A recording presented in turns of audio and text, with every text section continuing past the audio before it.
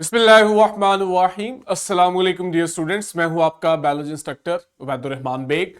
आज हम kingdom Plantae में नेक्स्ट नॉलेज स्टार्ट करेंगे जो कि हमारे दो एसएलओस को कवर कर रहे हैं। पहला एसएलओ है describe the general features of vascular plants. अभी तक हमने पिछले दो नॉलेजेस में ब्रायोफाइट्स को पढ़ा, नॉन वेस्कुलर प्लांट्स को पढ़ा। आज हम सबसे पहले तो वेस्कुलर प्लांट्स के जनरल फीचर पढ़ेंगे। फिर सेकंड एसएलओ हमें कह रहा है आइडेंटिफाई करना है कि जो वेस्कुलर प्लांट्स है ना, इनमें डिवीजन है और उस डिवीजन को आइडेंटिफाई करो। और डिवीजन क्या है कि वेस्कुलर प्लांट्स तीन तरह के हैं, टेरिडोफाइट्स, जिम्नोस्पर्म्स एंड एंजियोस्पर्म्स। इन तीनों में आपको आइडेंटिफिकेशन आनी चाहिए, मतलब इनमें फर्क वाजिया होना चाहिए, लेकिन है तीनों ही वेस्कुलर प्लांट्स, यानी ब्रायोफाइट्स नॉन वेस्कुलर प्लांट से मुख्तलिफ हैं।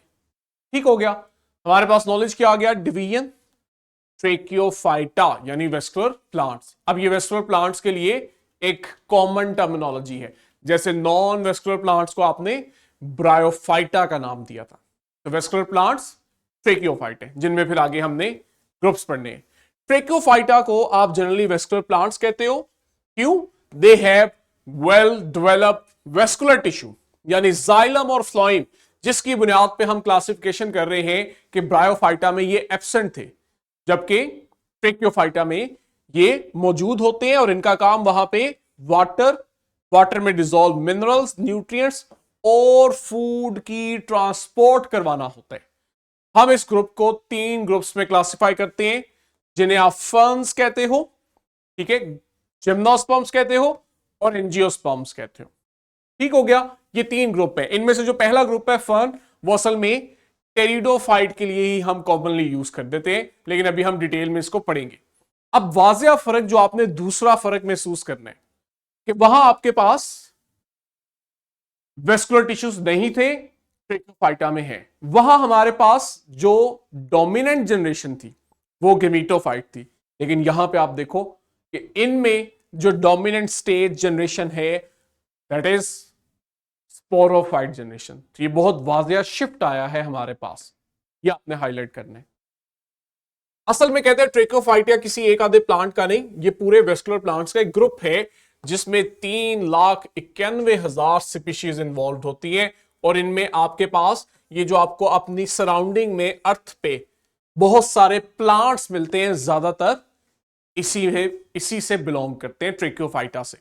ठीक, ट्रेकियोफाइट जो इसके मेंबर को आप कहोगे, ट्रेकियोफाइटा ग्रुप है तो उसके जो इंडिविजुअल मेंबर्स हैं उन्हें आप प्लांट्स को ट्रेकियोफाइट कह रहे हो। कहते हैं ट्रेकियोफाइट का लफ्जी मतलब अगर आप देखो तो ये ट्रेकिड प्लांट्स हैं।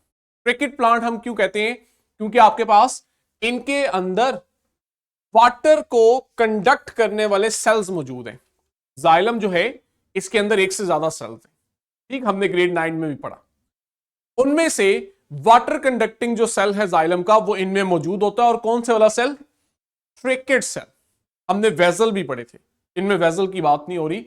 जो ट्रेकिड है जाइलम का पार्ट जिससे वाटर कंडक्शन होनी है, इनमें वो मौजूद है। इन ट्रेकिड सेल्स की वजह से हम इन्हें ट्रेकियोफाइट बोल रहे हैं, ठीक है। और ट्रेकिड सेल का ही आगे नाम बता रहे हैं कि आप ट्रेकिड को ट्रेक्री एलिमेंट्स भी बोलते हो। या आपके जितने भी हर्ब्स, श्रब्स और ट्रीज हैं ये सब ट्रेकियोफाइट्स हैं। हर्ब्स क्या है? जिनमें नॉन वुडी स्टेम होते हैं, आसान अल्फाज में आप जड़ी बूटियां बोल रहे होते हो। श्रब्स क्या है? जिनमें आपके पास वुडी स्टेम होता है लेकिन ये स्मॉल साइज के होते हैं। और ट्रीज में आप देखते हो प्रॉपर एक लॉन्ग वुडी स्टेम आपके पास होता है जिसके आगे से ब्रांचिंग है। इन्हें हम देखते हैं, मानते हैं कि they have been originated in Cambrian period, जो कि आज से अराउंड 515 से 494 मिलियन ईयर्स अगो टाइम था। इस दौर में ये ग्रीन एल्गी से इवॉल्व हुए होंगे, ये हमारा मानना है, ठीक।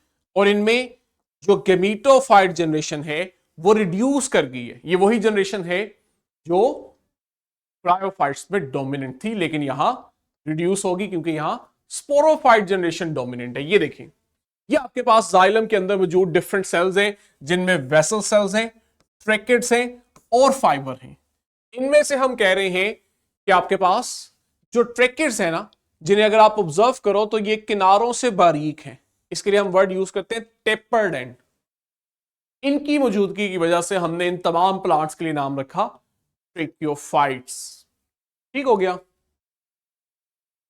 इनके अगर जनरल कैरेक्टरिस्टिक की बात करें, क्योंकि पहला एसएलओ हमसे जनरल कैरेक्टरिस्टिक पूछ रहे हैं, तो दे हैव वेस्कुलर सिस्टम, जिसमें आप कहते हो वेल डिफाइंड जाइलम है। जाइलम का काम क्या होता है? अपवर्ड मूवमेंट करवानी होती है वाटर और मिनरल्स की। कहां से? रूट से प्लांट्स के बाकी पार्ट्स की तरफ। जबकि फ्लोएम का काम होता है कि वो जो फूड बन रहा है, न्यूट्रिएंट बन रहे हैं लीफ में, उन्हें ट्रांसलोकेट करना है लीफ से प्लांट के दूसरे पार्ट्स की तरफ, जहां पे फूड नहीं बन रहा या जहां फूड चाहिए। इसलिए आपके पास जाइलम और फ्लोएम का रोल आ जाता है। कहते हैं ये जो अपवर्ड मूवमेंट है ना पानी की, ये प्लांट को हाइड्रेट रखने के लिए बड़ा जरूरी है, ताकि उसमें पानी की कमी ना हो। उसे ठंडा रखने के लिए बड़ी जरूरी है, और न्यूट्रिएंट्स की ट्रांसपोर्ट के लिए बड़ा जरूरी है। पानी है ना, हमने ग्रेड 9 में पढ़ा हुआ है कि इसके अंदर मिनरल्स भी डिसॉल्व होते हैं। तो जब पानी मूव कर रहे हैं तो उसके साथ वो न्यूट्रिएंट्स मिनरल्स भी मूव कर रहे हैं। प्लस ये पानी ऊपर जाके ऊपर वाले जो स्ट्रक्चर्स हैं जैसे स्टेम लीफ है, उन्हें मुरझाने से बचाता है, उनमें पानी की कमी को रोकता है, उन्हें वाटर प्रोवाइड करता है। और साथ ही साथ हमने एक कंसेप्ट पढ़ा हुआ है ट्रांसपायरेशन, जहां वाटर वेपर्स की शक्ल में लीफ से एनवायरनमेंट में रिलीज होता है, एयर में रिलीज होता है, जिसकी वजह से हम देखते हैं प्लांट्स का टेम्परेचर कम हो जाता है, उनमें कूलिंग इफेक्ट जनरेट होता है। ये बिल्कुल ऐसी है जैसे एनिमल्स में इवेपोरेशन होती है। ठीक, लेकिन इसी के साथ साथ हम देखते हैं जहां जाइलम इतने इंपॉर्टेंट काम कर रही है, वो वही प्लांट को ग्रेविटी के अगेंस्ट मैकेनिकल सपोर्ट भी देती है, स्पेशली स्टेम के अंदर मौजूद होने की वजह से। ठीक है, रूट्स वेल डेवलप्ड रूट्स। इसके बरक्स हमने पीछे देखा था ब्रायोफाइट्स में रूट्स नहीं थे, रूट्स लाइक स्ट्रक्चर थे राइजोइड। यहां आप देख रहे हो प्रॉपरली आपके पास रूट्स डेवलप हो चुकी हैं, जो कि प्लांट को एंकर कर रही हैं सॉइल में, पानी न्यूट्रिएंट्स मिनरल की एब्जॉर्प्शन कर रही हैं, और जरूरत पड़ने पे फूड को स्टोर भी करती हैं। स्टेम की बात करें तो स्टेम जो है वो प्लांट की पूरी बॉडी को सपोर्ट दे रहा होता है ग्रेविटी के अगेंस्ट, और इसके अंदर जाइलम और फ्लोएम होते हैं, वेस्कुलर टिश्यू होते हैं, जो यहां पे फूड और वाटर मिनरल ट्रांसलोकेशन में अपना रोल प्ले करते हैं।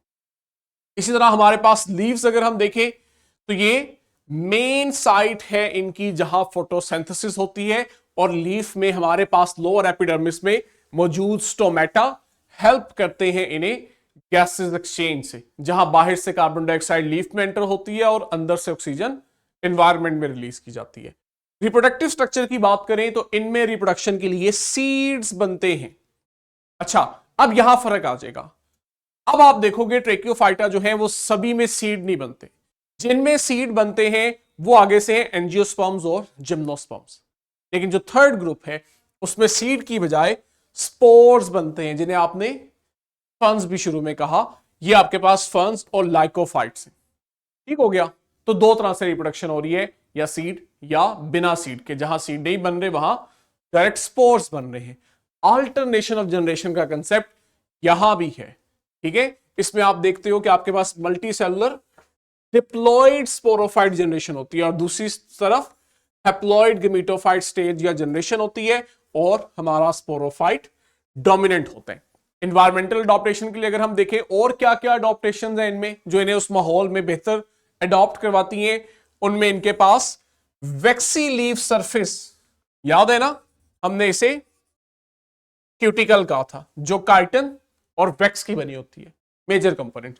ये वैक्सी लीफ सरफेस इनमें वाटर लॉस को प्रिवेंट करती है, ताकि पानी जो है वो खुश्क माहौल में इनसे बाहर ना चला जाए, इनमें पानी की कमी ना हो जाए। और दूसरा हमने देखा कि राइजोइड की जगह इनमें स्पेशलाइज्ड रूट्स आ चुकी हैं, जो इन्हें उस माहौल में मदद देती है। एक तो उन्हें मिट्टी के साथ अटैच रखती हैं ताकि उनका स्ट्रक्चर जो है वो इरेक्ट रहे, दूसरा वो नेटवर्क फैलाती हैं जिसकी वजह से उस खुश्की वाले लैंड एनवायरनमेंट में उन्हें पानी और न्यूट्रिएंट्स प्रोवाइड करती हैं, ताकि वो अपने माहौल के चैलेंजेस को बेहतर कोप कर सके। ठीक है, हमारे पास अब जो ट्रेक्योफाइट्स हैं, हमने इनको फर्दर 3 मेजर ग्रुप्स में डिवाइड कर दिया, इनके एवोल्यूशनरी कैरेक्टरिस्टिक्स और रिप्रोडक्टिव स्ट्रेटजीज की बेस पे।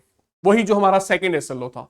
एक को आपने बोला टेरिडोफाइट्स, ठीक है, दूसरे जिम्नोस्पर्म्स और एंजियोस्पर्म। अभी हमने देखा कि एंजियो और जिम्नोस्पर्म वो है जिनमें सीड्स के थ्रू रिप्रोडक्शन हो रही है, जबकि टेरिडोफाइट्स वो है जिनमें स्पोर्स के थ्रू रिप्रोडक्शन हो रही है।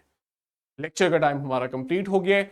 कल इंशाल्लाह हमने इसको यहीं से स्टार्ट करना है। इंपॉर्टेंट है, स्पेशली एमसीक्यूज और शॉर्ट क्वेश्चन के लिए पढ़ें, प्रैक्टिस करें। कल मिलेंगे, तब तक के लिए बच्चों अल्लाह।